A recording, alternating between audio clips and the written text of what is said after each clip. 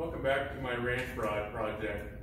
So what we're going to be talking about today is the installation of a Torqstorm Supercharger onto a 460 engine that's going into this 1969 F-100. This engine and ZF5 transmission came from a 1991 F-250, which was the donor project or the donor pickup.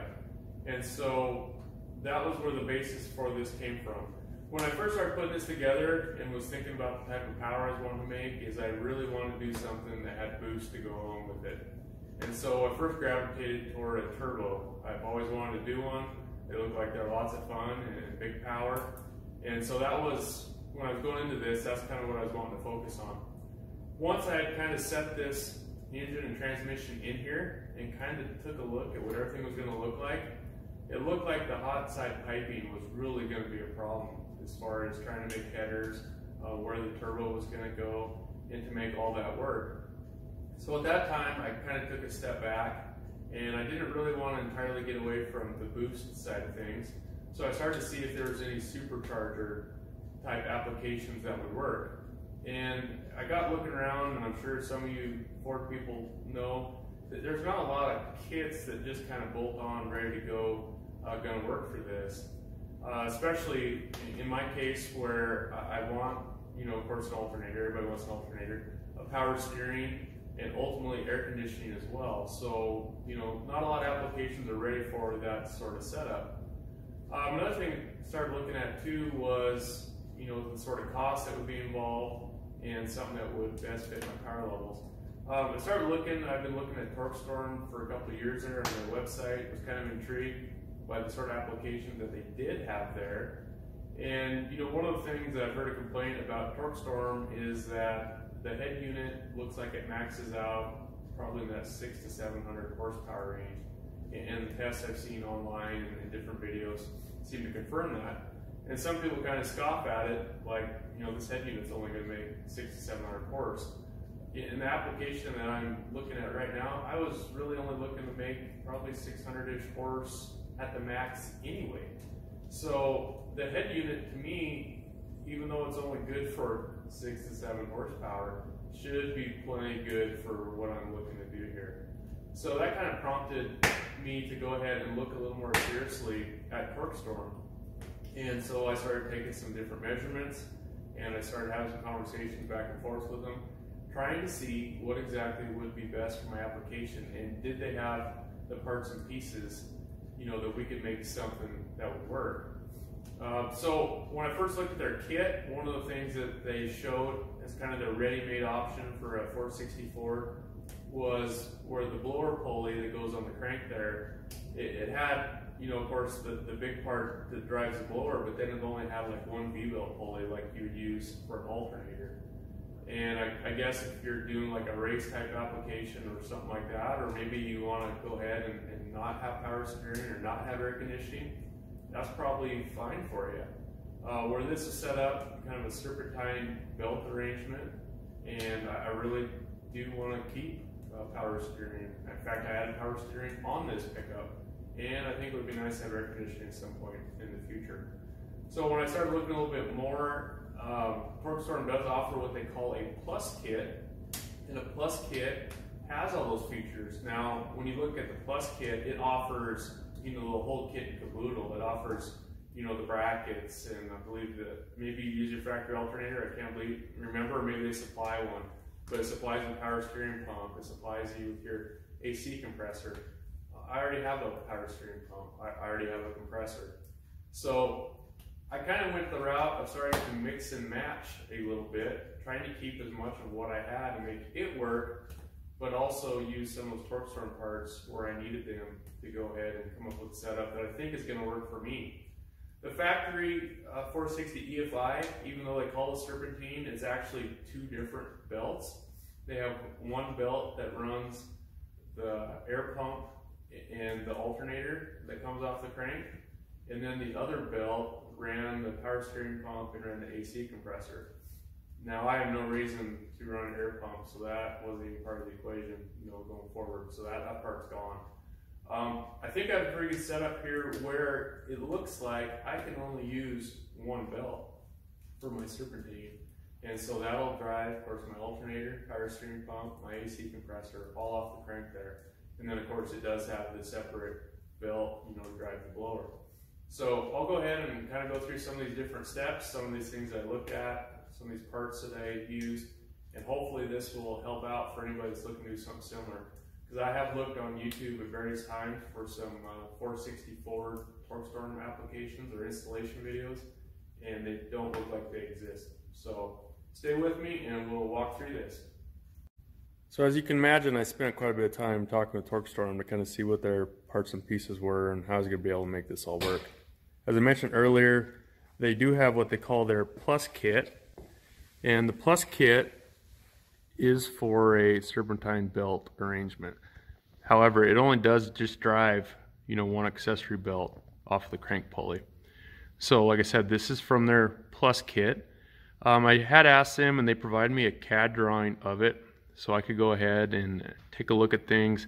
I wanted to make sure that everything was going to fit before I went ahead and sent them some of my hard-earned money, you know, to get their kit and all the different hardware that I thought I needed. So this is a pulley, and I'm sure, of course, when they created it, they made it work for their Plus kit application.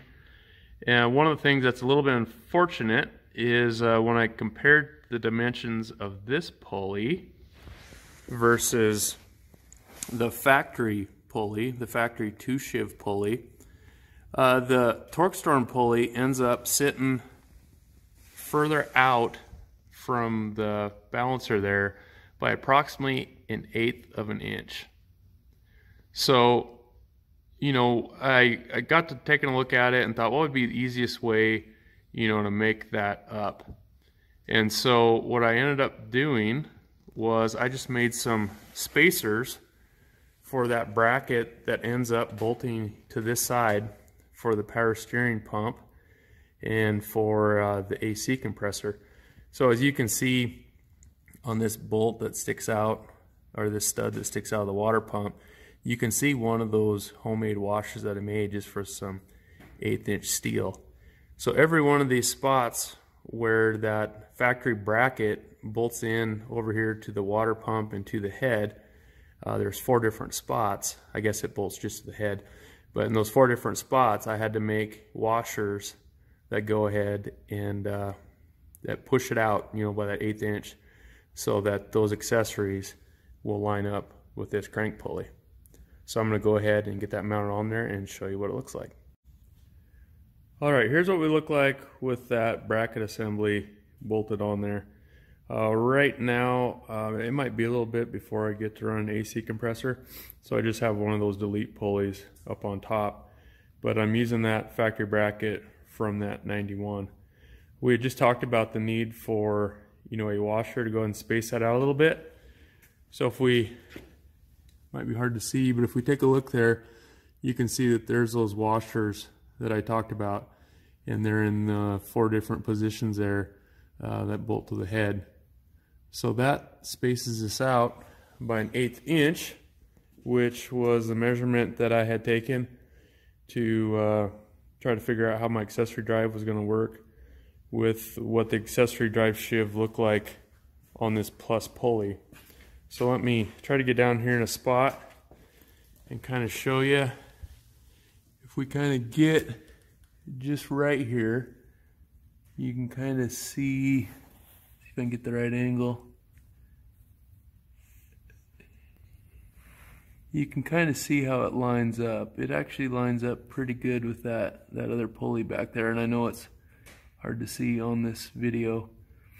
There's one other thing though that I do need to address. When I first ordered this kit, is I went ahead and I did not order a water pump pulley. So the water pump pulley that is factory is a 2-shiv pulley right here. Of course, it has to be 2-shiv, the original serpentine setup was. And I thought I could probably reuse it. Now, if I kind of try to get this in a position where you can see, let me get my video just right. You can see that it's too deep. It goes ahead and it interferes with that blower shiv on the crank pulley there.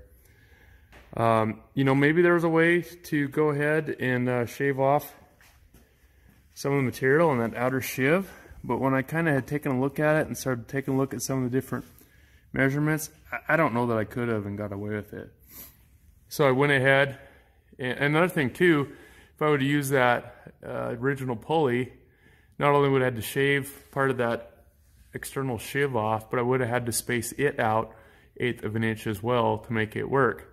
So I went ahead and I had to call Torqstorm up separately after I'd already had my kit, and I ordered the water pump pulley from the Plus kit as well, because of course it's made to work with that Plus kit crank pulley there on the bottom. As you can see, they do in fact, you know, line up perfectly, you know, as it's intended. So that was a screw up I made when I first ordered things, is I did not order that water pump pulley.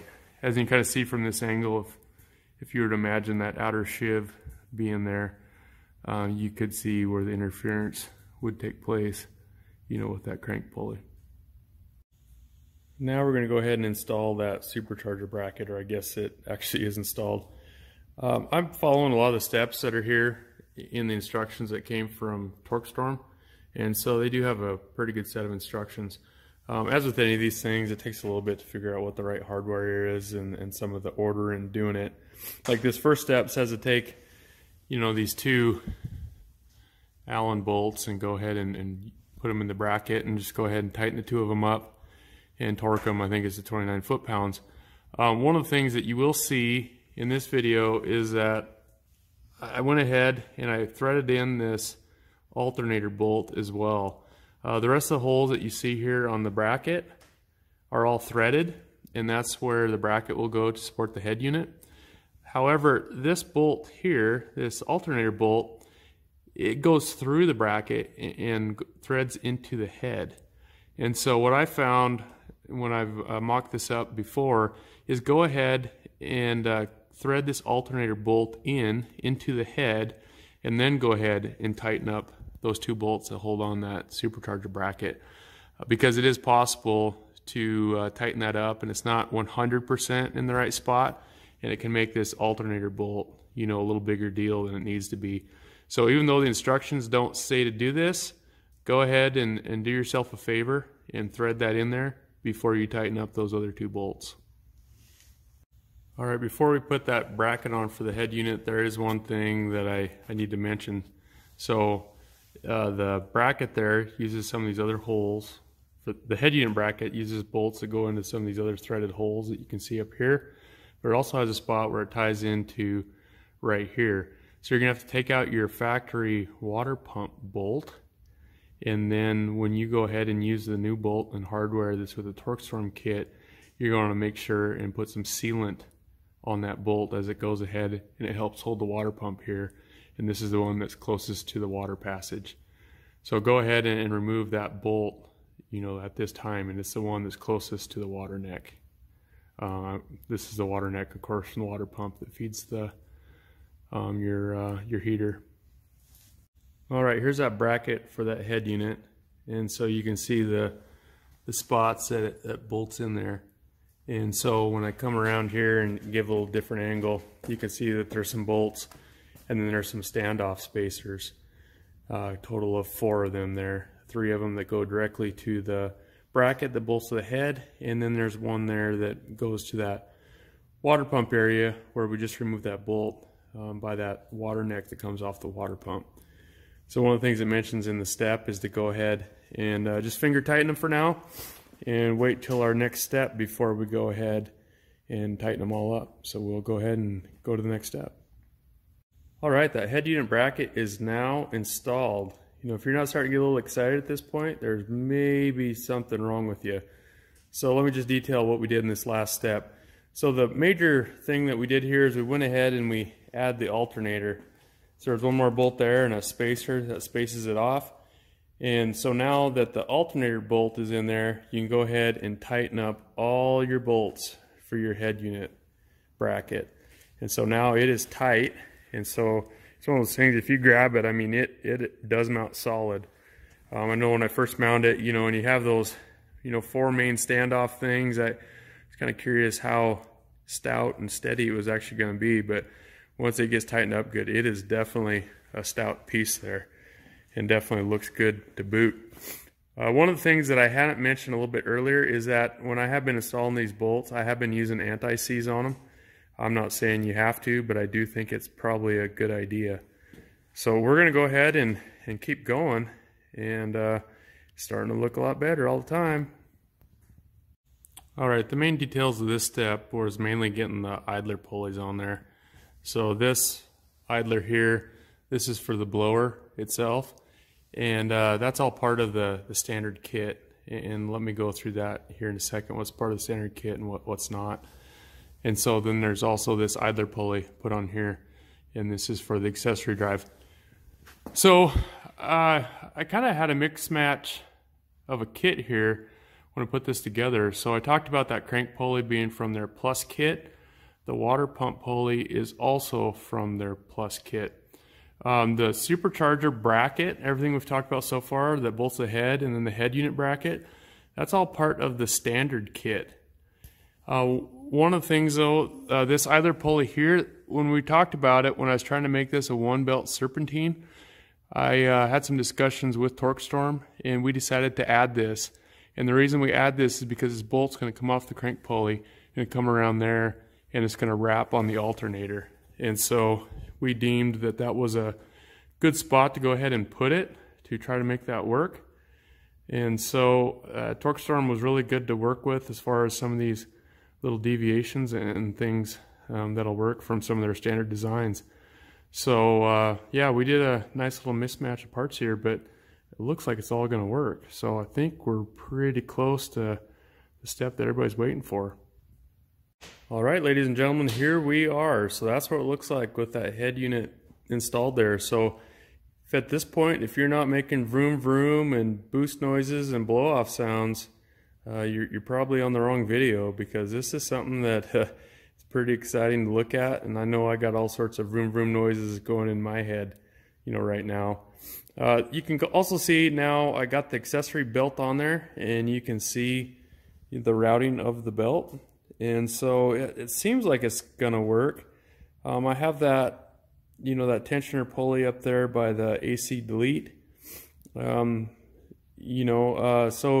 the spot where I might be a little bit worried about is there's not a lot of extra wrap around the water pump pulley. I think it's gonna work. If for some reason I need some more wrap, I'll go ahead and see about getting an idler pulley and putting it in this area somewhere so I can pull that belt down, and I think that should work. I think there looks like there should be plenty of wrap, of course, on the AC compressor. I think that should work for the, you know, power steering pump. I think that'll probably work then for the crank pulley, you know, as well. So I think at this point I'm just gonna have to get it going and try it out. So I'll give you a better look at this head unit. I went ahead and I have some rags, you know, kind of put on it on the outlet there of the compressor. Just, of course, so I can keep some dirt out of it. And then we'll go ahead and kind of take a look at this from a side view of what it all looks like. And so you can kind of see, of course, it just looks like a centrifugal supercharger for those of you that are used to that. And of course, there's the air intake side of it too, which I also have a rag shoved in there. So this is probably about as far as we're going to take this video. And of course, with the Torqstorm kit, has all sorts of good stuff there to, you know, attach to that head unit to go to, you know, your carburetor or your throttle body or whatever you're using. In the case of this project, I did have a Phytech 600 power adder version that was on a 72 F-100 with a 428, and I since just went back to a double pumper on it. So I'm going to try that on this project. We'll see if it can keep up. I'll have another video where I'll talk about some of the details of this engine. If I make 550 out of it, I'd be happy. I hope to make more out of it than that, but that would probably be enough to make me, you know, feel pretty giddy. So I'm not going to go ahead and go there. But one of the things I'm going to do is, this is a new engine, so I need to break it in, and so I plan on breaking in with all things a carburetor and a points distributor since the wiring and stuff is still set up for points. I got some old tried and true stuff that I know will work, and so that's part of the reason I'm not going to put the blower belt on right now either. It's kind of a bear to get on because it's fairly tight, which it should be, and all the break-in will be done, you know, without the blower attached. One of the things that I'll be looking at here that still has me concerned a little bit is I haven't put the water neck all the way on. I'll just kind of, well, do something like that with it. It'll point, you know, in this direction, and so it's might be a little bit of a tight fit. You can see I have this other water neck here that goes to the heater, so I got it coming in this direction. You can clock on this head unit, you can clock where this goes, and so there's going to be some stuff where I need to play around a little bit. I'm going to have to get the front clip back on, I'm going to have to get this water neck on, I'm going to have to get my radiator in there, and then kind of see where all these hoses land, see where the radiator hose connects, see where my heater hoses connect, and then see where I need to clock this thing to hopefully make it all work. I do know that they make some swivel neck thermostat housings there, which we'll do if we absolutely have to, but I'm going to try to make it work with what we got. So there will be a second part to this, which, you know, we'll be connecting up what I'll call the cold side to it, I guess, in the future. But this is about as far as we're going to go with this video right now. So hopefully this helps as far as seeing what all hard parts are concerned for this project. And like I said, it's been good working with Torqstorm. Part of this kit, like we talked about earlier, was part of their standard 460 offering. Part of it was from their Plus kit, and so they were real eager to send CAD drawings across, and so I could take my measurements. Had probably a dozen or so emails go back and forth with them, and a few different phone conversations to make this all work. So I've been pleased with that interaction so far, and we'll see, you know, how it all works, because there's not a lot of ready-made applications right now for, you know, using 460 EFI parts from a 91 F250 and a 69 F-100 four-wheel drive. You know, you'd think there'd be a bunch of them just waiting for people, but they're not. So hopefully this helps. Like I said, more to come, and I'm real anxious to hear this thing making some boost noises here at some point in the future. So if you have any questions, go ahead and put them down there in the comments, and I'll try to help, you know, however I can. And thanks for viewing.